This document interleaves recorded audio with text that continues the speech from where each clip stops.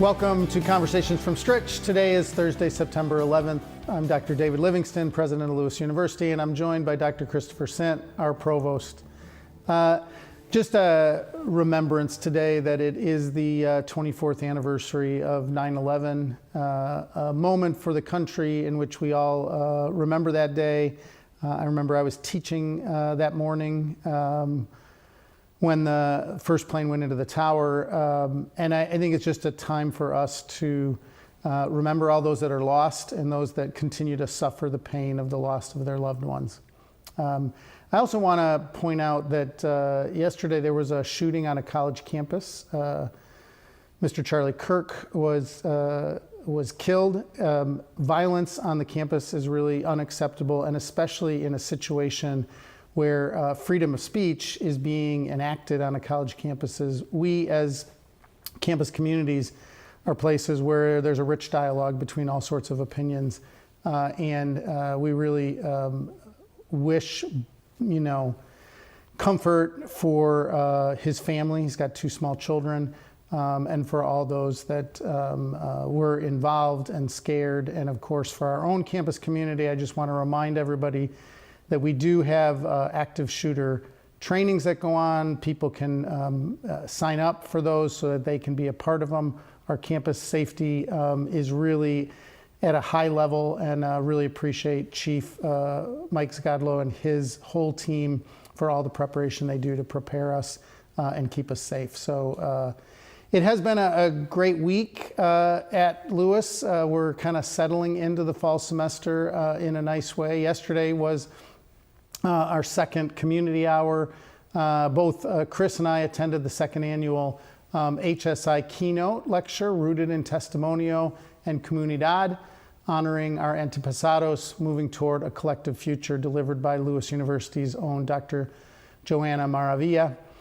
Each year, the Hispanic Association of Colleges and Universities, HACU, calls on Hispanic serving institutions to join the observance of National HSI Week. This week recognizes the 600 HSIs throughout the nation for their work and the critical role in educating and empowering Hispanic youth. And Lewis is proud to honor this week with a greater commitment to our Lasallian values and a commitment to ongoing really education and belonging among all of our students, with a special emphasis this month on our Hispanic students. So it really has been a great start to the semester. We're a couple weeks in. There's tons of activities that I'll get to later, but there's also tons of activities that have been, most of the things that Chris will be talking about here take months, sometimes years. So people are writing articles or books or doing lectures. They're doing their professional activity. We note them at one time, but it takes, a lot of time and effort, and we're just really grateful for all the professional that we, are able to work with as colleagues. So you have some updates on some of that work, not all of it, but some of it. Yeah, I do. Hello. Thank you for your comments, and hello to everyone. Congratulations go to a couple of faculty members. We did a lot last week because we were kind of making up for the summer, but I have a couple of those today. Congratulations to Professor Gregory Clemens from World Languages at St. Augustine College, who published an article in the journal Revista Alfa, which comes out of the Universidad de los Lagos, Chile. His paper is called, the English translation, Malevolent Dolls and Artificial Anatomy in Texts by Rafael Maliuenda and Rosario Ferre. Congratulations to Greg. And then something that we forgot to mention last week, I just wanted to catch people up on, that really happened at the end of the spring semester, but it was really cool. Several students showcased from the computer science and data science programs, showcased their data analytics skills at the American Statistical Association's Data Fest, which we hosted here at Lewis. The 48-hour competition allowed undergraduate students to demonstrate their abilities and collaboratively analyze complex data sets. Multiple Lewis students earned recognition for their achievements, including the following: the Best in Show Award, Tony Kochev, Sergio Revuelta, Logan Praskowitz, Christian Masson, and Dom Kuchin. For Best Visualization, Mackenzie Welsh and Tanny Doe. the best use of data, Olivia Adamic, Nuvia Hernandez-Nauman, Gabriel Dos Reyes, and Jason A. Gassior. So congratulations to all those students. They were able to use real data to investigate and solve complex problems while developing practical skills in using data analysis tools. The American Statistical Association is a leading community of statisticians that support the development, application, and spread of statistical science. So it is professors primarily who are showcasing years of work and scholarship that results in publication, but one of the wonderful things about Lewis is that our professors involve students in the work and in not only in doing research as undergraduate students, but also, in this case, graduate students as well, but also get that practice of competing and presenting their work in national societies like that one. A couple things to look forward to. Well, this is actually tonight, an event tonight. The Chicago Society of Artists, an artistic dialogue exhibition is currently on display at the Wadsworth Family Gallery. And it's on display through September 19th. I've gone over there to check it out. I don't know if you've seen it yet. It's I always look forward to these. This is sort of an annual event for the fall, and I love it because it's a bunch of different Chicago artists who are presenting their work in the gallery, and it's just this particular show is extraordinary. So there's a free public reception tonight from 7 to 9 p.m. And it features, as I said, artwork from members of the Chicago Society of Artists, which is the oldest continuously operating artist association in the United States, founded in 1887 as a nonprofit to advance art in the Chicago area and showcase work by its members. It includes a diverse range of professional artists, painters, sculptors, photographers, and curators who share their art through exhibitions and educational programs to foster artistic development and the public understanding of art. So we look forward to hearing from some of those artists tonight. A little bit ahead in the calendar, the Philip Lynch Theater has announced its 4 shows for the 25-26 season. The shows include Trouble in Mind, Airness, They Promised Her the Moon, and Sister Act. And a little bit about the first show here. The Alice Childress's Trouble in Mind follows a talented Black actress who lands a leading role in a play called Chaos in Belleville, which is an anti-lynching play heading to Broadway. A cast of multi-generational Black actors rehearse under the purview of a white director and stage manager, and as the rehearsal process unfolds, theater conventions and racial politics collide, resulting in a surprisingly funny, this surprised me when I read that for the first time, yet deeply piercing look at the entertainment industry. I really look forward, I don't know anything about that play, I loved reading about it. Look forward to seeing that. So that runs October 3rd through 5th and October 9th through 12th. And then we always look forward to Lewis's annual Peace Teach-In, which will be October 13th through the 15th here on the Romeoville campus.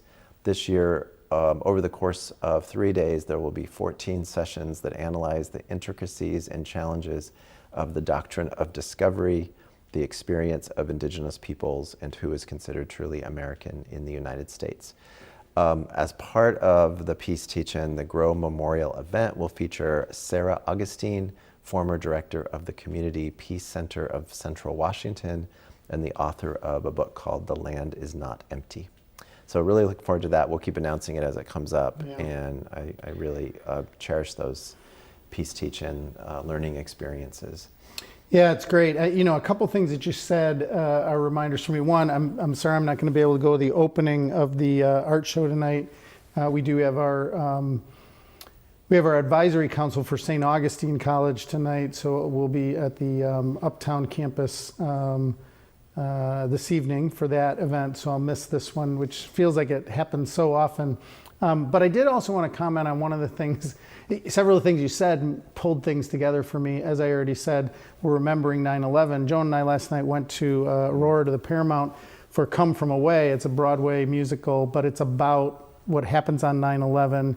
Basically, these 38 planes have to land in Newfoundland, and they're stuck there because the airspace is all closed over the United States. And it's all about people and belonging and getting to know each other.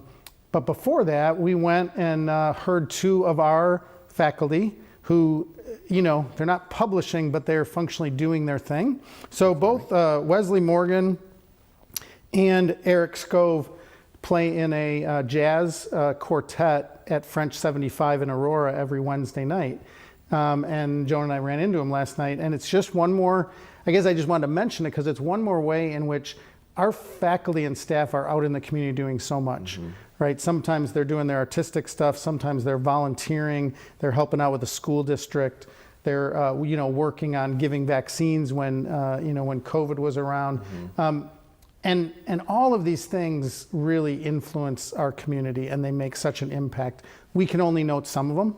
So that list, we do a long list every week that you do, but it really only scratches the surface of everything that's going on. So we just want to be, grateful. And we'll be talking to our guests today, and actually, they also do stuff for the community in terms of the athletic piece. So we can talk maybe a little bit about that and way we engage youth younger than our current student athletes and getting them excited and into sports. But we have a lot of activities going on.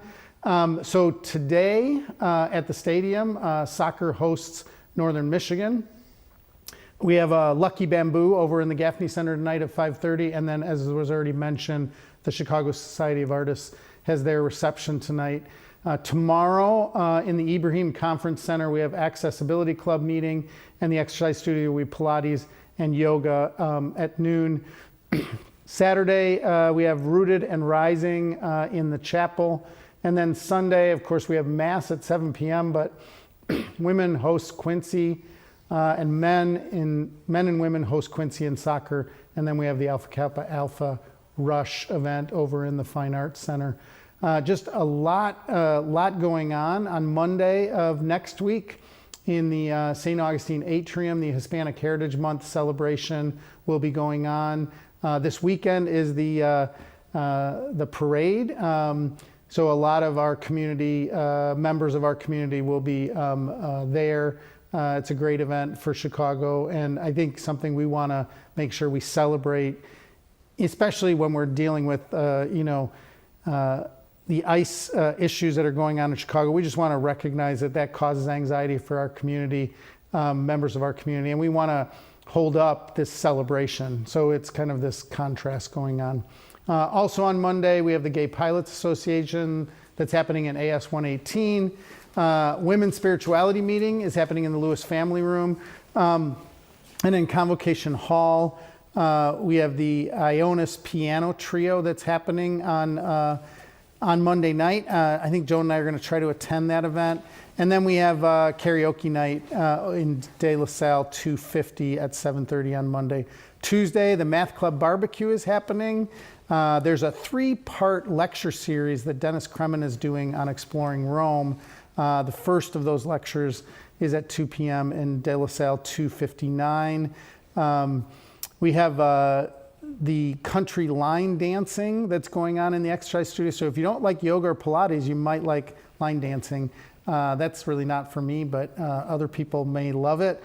We have a tie-dye night on Tuesday night, and then a film, the film showing of Arrival, which will be happening in AS 158. Wednesday, we have community hour. It's an extended community hour, and it'll be the Mass of the Holy Spirit. I hope everybody can show up to Mass of the Holy Spirit. It's a great event, and we have a little bit of food afterwards.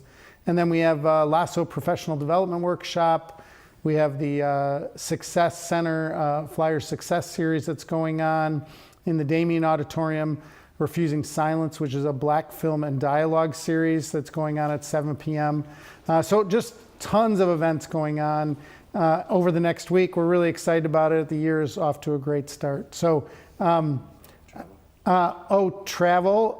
Women's volleyball will be traveling to Colorado this weekend to play in the Colorado Premier Tournament. They play Wayne State and Metro State Friday night. So not a lot of athletic travel this week, but women's volleyball will be on the road, and their season's underway. So you're going to introduce our guests. I am. And this is also related to athletics.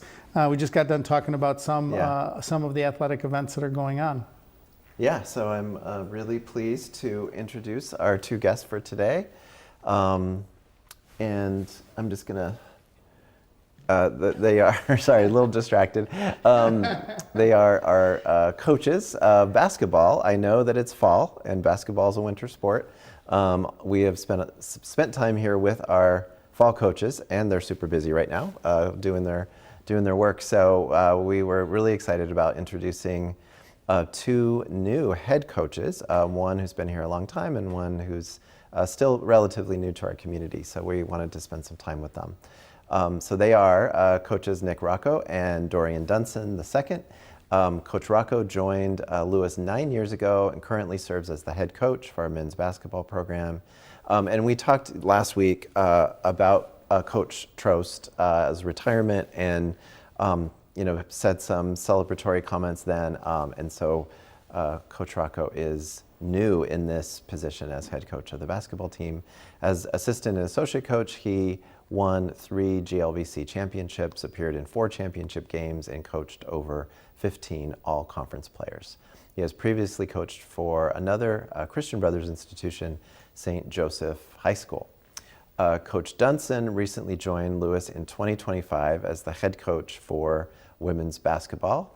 Through his 15 years of collegiate experience, Dunson has coached more than 20 all-conference athletes and mentored over 40 student athletes with academic honors and achieved a 100% graduation rate. So welcome to both of you. Thank you so much for joining us today. Thank you for having us. We're delighted that you're here. Yeah, it's great to have you. Really great to have you. And as you know, Nick, we've known each other for a while because you've been on the sidelines for years.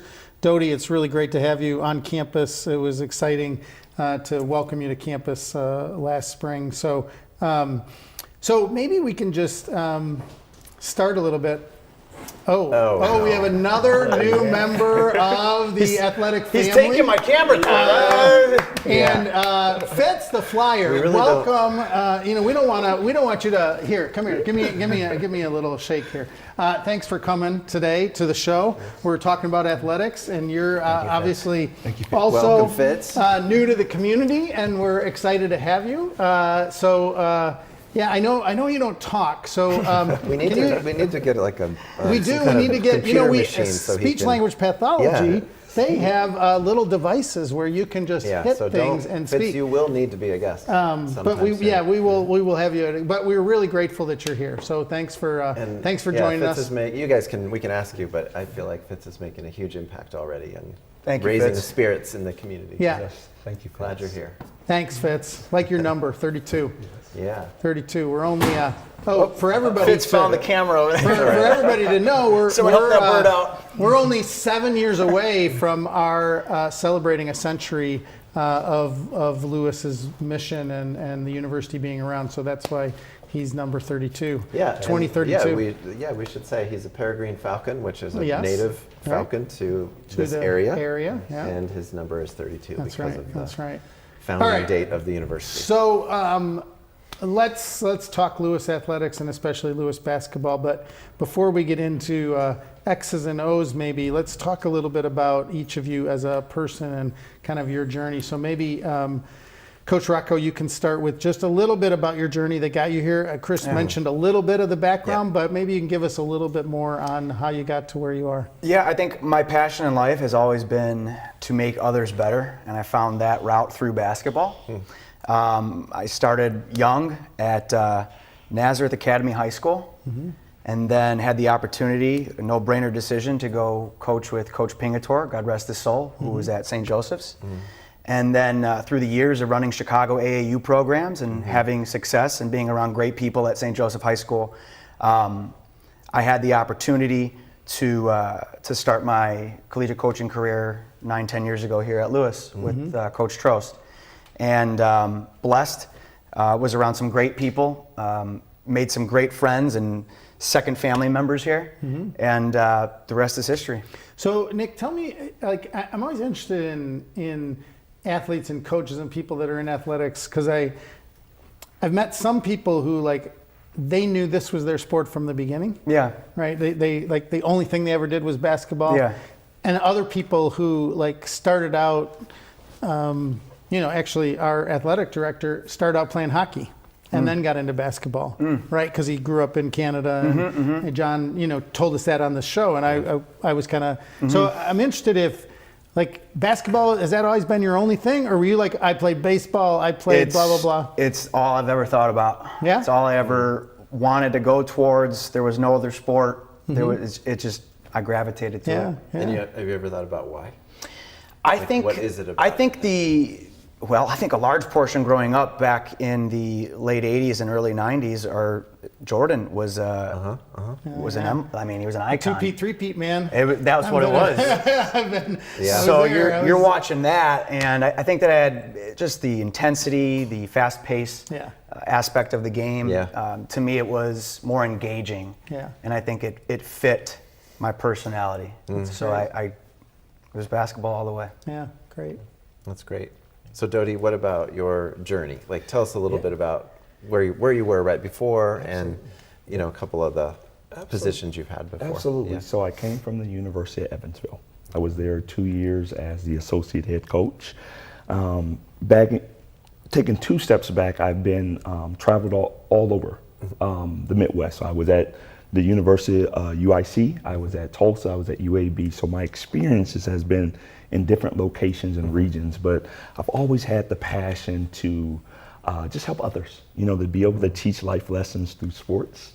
And then for student athletes through sports, they get to learn life lessons. And so I was a student athlete myself, started off at Iowa State University and finished my career at Bradley. And it's just fulfilling to see these student athletes become the best versions of themselves.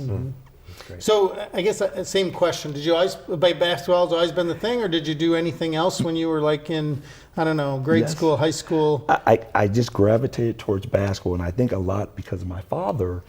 He works in a community center where he helps a lot of inner city kids get off the street, and I was always in the gym, and so I think I just gravitated towards that. And I wasn't good at first, so I had to learn and play against some of the older kids, but I got a hang to it, and I was blessed to go on to play college basketball. Right. That's great. That's really great. So one of the things that was, we did this athletic strategic plan. Nick was here while we were doing that, but then, so one of the things that we put in there was about the kind of distinctiveness of coaching in a kind of Lasallian context, in a Lewis context, so that we want to be really known for great coaching. That's one of the reasons we want to showcase you. But maybe you could each talk, and we can start with you, Nick, maybe a little bit about, how you see coaching. Like, what is it? Obviously, there is, we want to win games, we want to be competitive, all of that goes into it.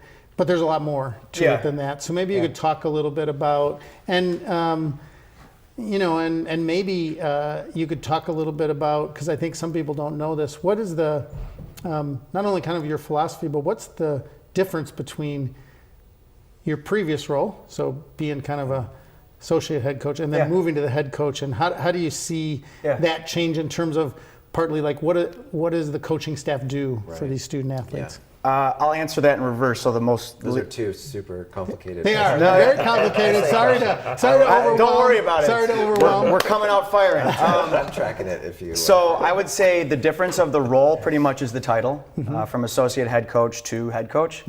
I think credit to Coach Trost. He gave me a lot of autonomy over the last probably 5 years. Been here for 9. I think once you build that trust and that bond through aspects of the game and life, he realized, I think this guy can handle a whole heck of a lot more than just the simplistic stuff. So I think in terms of transitioning, recruiting, still the same. Day-to-day objectives and day-to-day dealings of the program, still the same. The way you treat people in the building, still the same. Practice planning, still the same. All aspects, pretty much, functioning of the program, still the same. Could you talk a little bit, just to follow up on, I know we're still on the first part of the question. I'm tracking. What are some examples? Because we don't talk to assistant and associate coaches very often, and people, I think it's a little mysterious. We see the coach talking to the assistant coach on the bench, and nobody knows what you're talking about. And, Yeah. so what does that even mean to give you autonomy? Like what are some examples of things that autonomy in recruiting, having the green light to, if you feel that this young man, obviously being a well-rounded basketball player, is he a well-rounded student for the campus, for our team, for the university? Yes, him and his family are. To be are. the person to make that decision, like Right. this is a good fit for us. That's empowering. And another aspect of just things behind the scenes, our students go to class, and they go to class first, and then their student athletes second.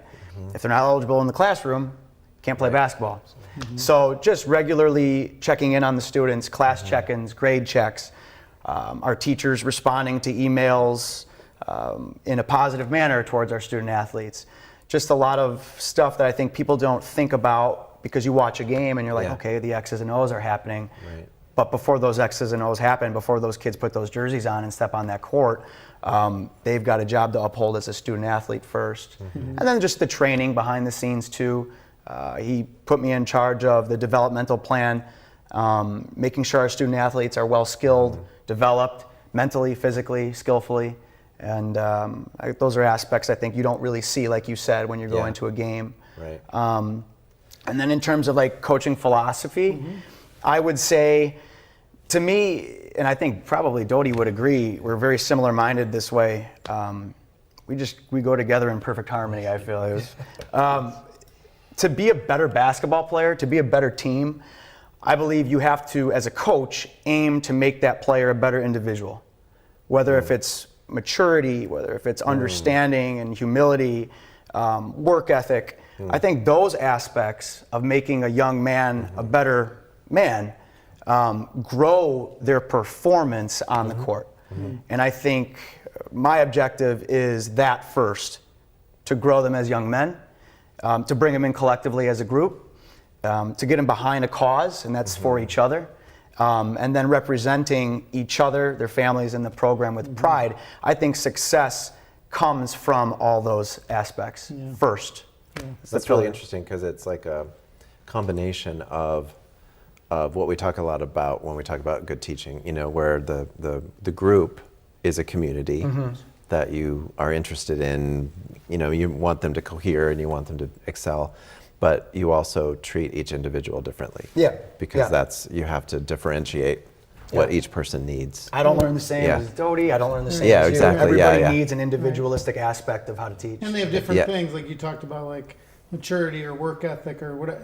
People will walk in to your team with different levels of each of those, right? And so somebody needs to. The whole experience too, from athletics to social stuff to not just the basketball. You got to be there from. You got to be there from. Yeah. So Dodie, how about you? I mean, what would you maybe, because as Nick said, you might have a similar coaching philosophy, but what would you add to that in terms of your coaching philosophy that you're really working on with these young women and trying to, what are you trying to give them besides the X's and O's? Absolutely. I think just piggybacking off what Nick says, just more of the standards and expectations.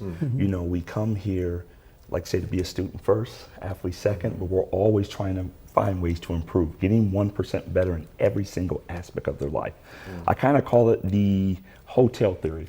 There's like 8 floors, right? Everybody wants to get to the 8th floor. We have to take building blocks step by step, because once you know that floor, what happens is you can take the next step. And then if you go any floor, now you're able to navigate anything in life.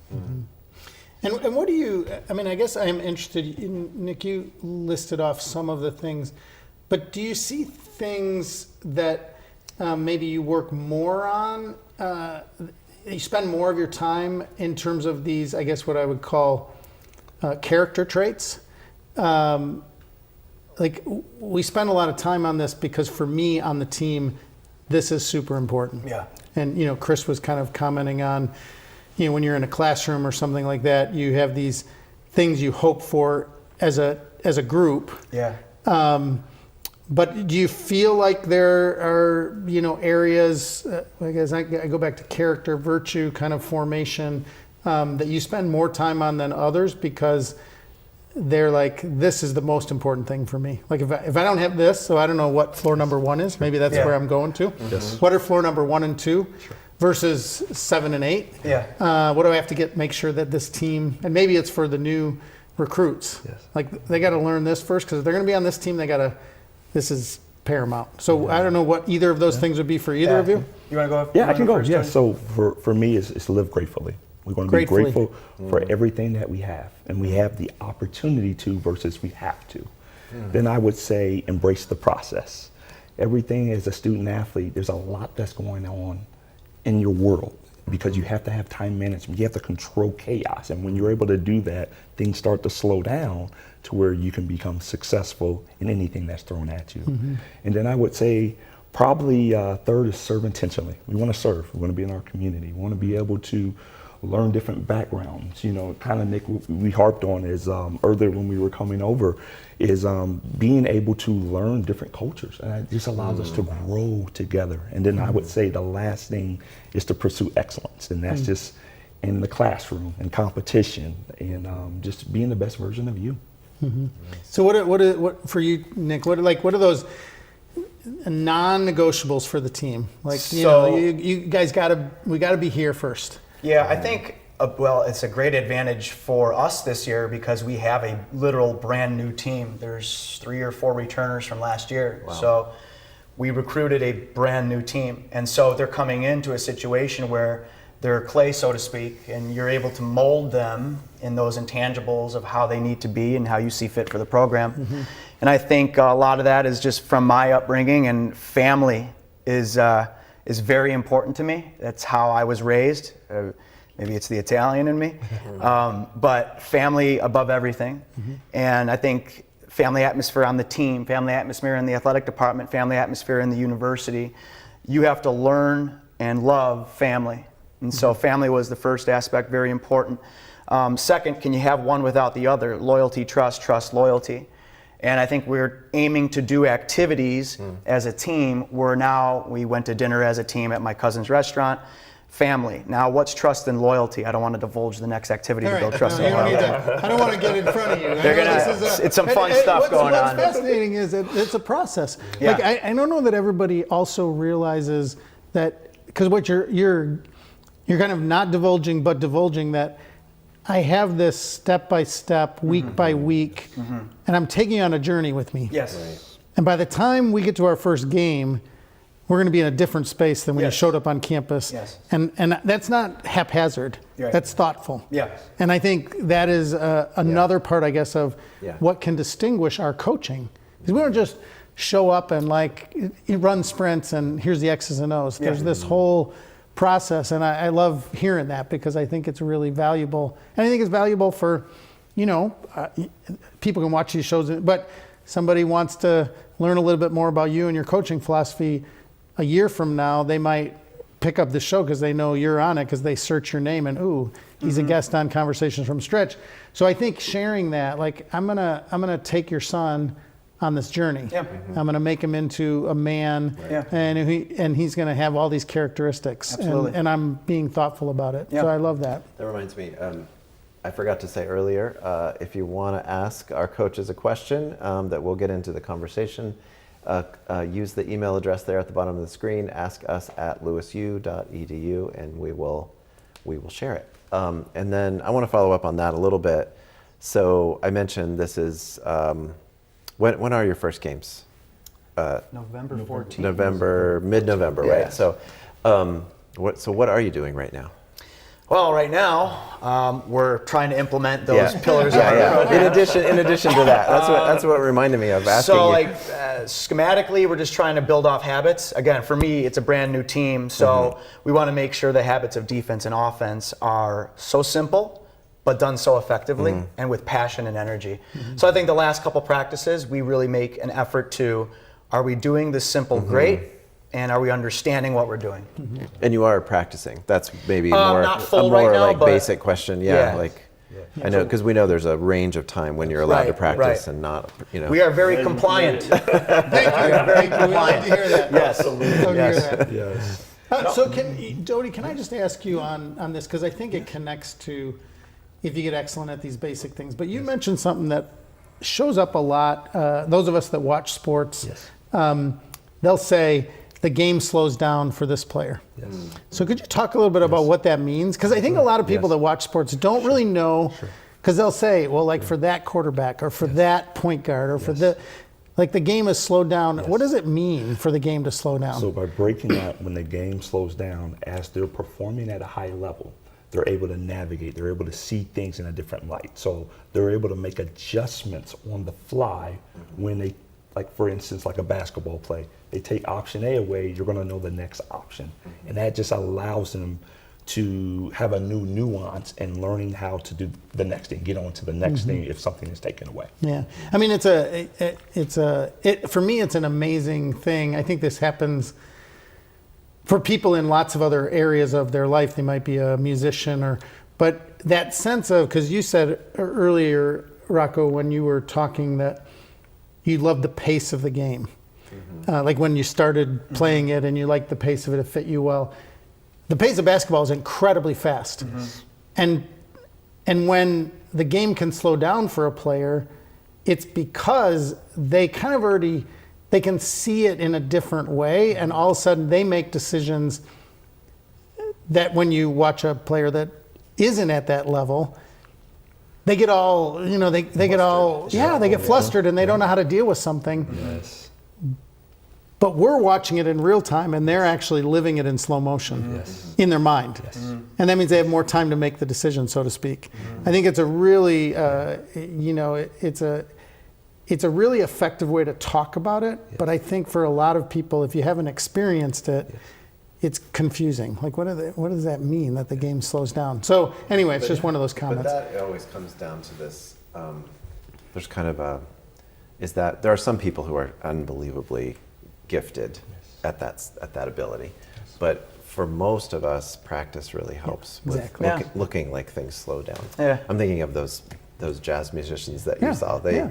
You watch me play guitar, I look like someone who does not know. It's all going very fast for me. But for them, they're playing a million notes a minute without even thinking about it. And I think what you were saying, what made me think of it is you made the comment of slowness, and then you, Nick, were saying, so right now what we're really focusing on is just basic offense and basic defense. Because I need to get them to practice. They got to, because the only way it slows down is that I've done it a million times. Yeah, exactly. Right? And then doing free throws. All the noise disappears. And I'm just shooting just one more free throw. It's just me and the basket, and I can do this 100 times in a row. But that requires that practice and that. So another thing that people talk about, and then I want to maybe get to your teams and what you're excited about, but people talk about muscle memory in the same way. So can you talk a little bit about what, if anything, you try to do to get, and I guess I'm thinking about in basketball, free throws are so important. But there are teams that have better or worse percentages, and I don't know how important that is to either of you about free throws are really important to me, or three-pointers are more important to me in the game than free throws, because obviously you only have so much time to practice, right? I don't know. I think the repetition, like you said, that's where you gain confidence. And when you're gaining confidence, when you step out on the floor when it counts, you'll be ready for those moments. But I think in every aspect, because there's a lot of players that have strengths and weaknesses, and just figuring out how do we use them to their strength. But in a daily process over the course of the season, we're growing the areas that maybe not as strong. And that allows our players to close the gap on maybe some of their deficiencies. And I think with muscle memory and repetition, your brain is a muscle. So for me, I try and habit the brain to react in situations of high pressure free throws, all eyes on you, coming off a screen, ready to muscle memory rip it, but knowing the situation of the game, maybe you're down 2 minutes left. If we're in those situations and our muscle memory here has been in, and I'm comfortable and I'm confident, and the coach has instilled that confidence in the player, I think that shot allows more times than not for the percentages to increase. Absolutely. Yeah. So maybe we're going to begin to wrap up, but and we have another. I don't know if we have any questions coming in from the group, but I guess I have a question about if you were to in a minute or something, you had to write a paragraph to describe your team this year. Because obviously teams are different. Some are fast. They're going to play a fast-paced game. Some are going to be mostly defensive-oriented. They're going to be three-pointers. They're going to go inside hard. if you had to describe your team, like where you think it's going to, like strengths, et cetera, could you describe it? Like if we had to write a paragraph to share with the GLVC, what would we write about your team?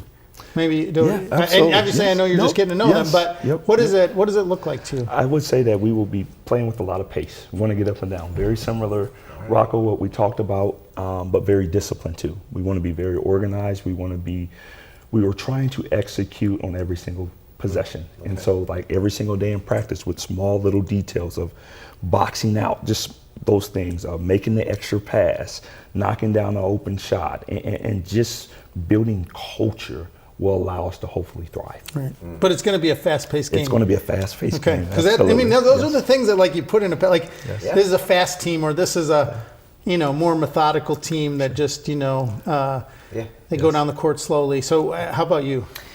I think as a coach, you go into it and you have ideas of kind of how you want your team to play, and then with finding through failure and trial and error, you kind of like maybe they're better suited to do this.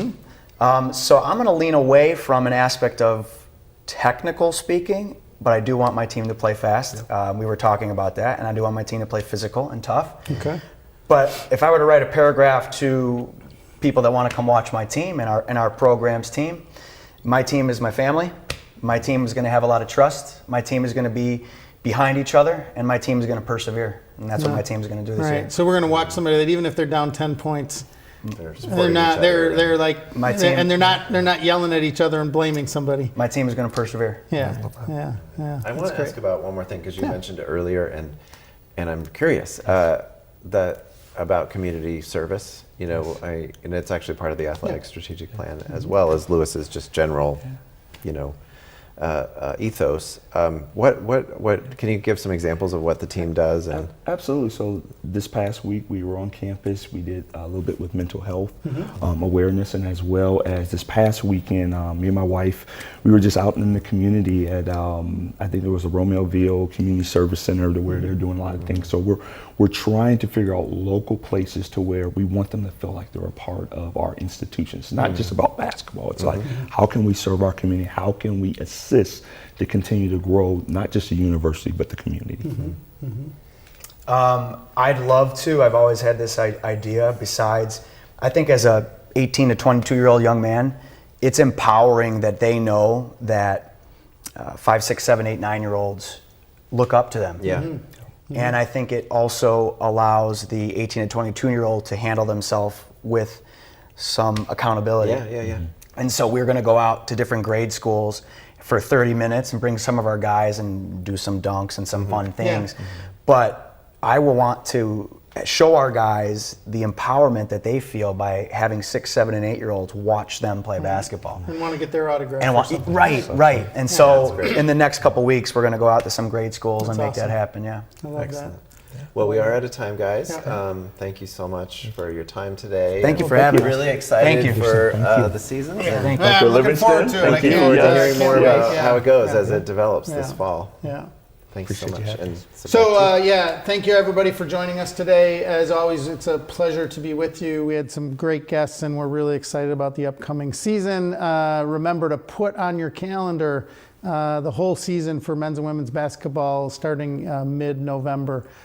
Many blessings to you and all those you love. Have a great week.